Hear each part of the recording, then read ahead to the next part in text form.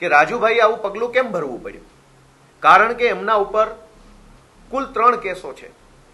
2022ની વિધાનસભાની ચૂંટણીમાં એફિડેવિટ કર્યું, એમાં એમણે 3 કેસોનો ઉલ્લેખ કર્યો છે.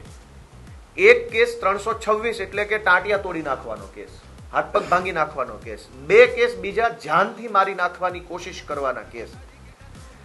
જે ટાંટિયા તોડવાનો કેસ છે એ કેસમાં એમને 2022ની ચૂંટણી પછી 5 વર્ષની સજા પડી ચૂકી છે. બાકીના જે 2 અલગ અલગ કેસ 307ના 2 કેસ, એ બંને કેસોમાં રાજુભાઈની આજે કોર્ટની અંદર સુરેન્દ્રનગરની કોર્ટમાં મુદત છે. હું પુરાવો સાથે લઈને આવ્યો છું. રાજુભાઈ ઉપર જાનથી મારી નાખવાની કોશિશ કરવાના 2 કેસો છે.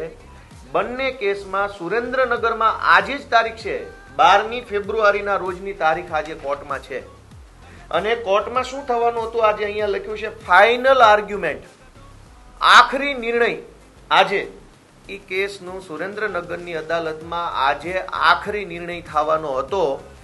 એટલે ભાજપ તરફથી એમના ઉપર પૂરું દબાણ કરવામાં આવ્યું કે જો 12 તારીખે પ્રેસ કોન્ફરન્સ કરીને આમ આદમી પાર્ટી ઉપર સ્ક્રિપ્ટ પ્રમાણેના આરોપ નહીં લગાવવામાં આવે તો કોર્ટમાં કંઈ પણ થઈ શકે છે. ભાજપે આપેલી સ્ક્રિપ્ટ પ્રમાણે આરોપ ન લગાવતા તો કદાચ આજે એમને કોર્ટની અંદર કોઈ મોટી સજા પડવાની સંભાવના હતી.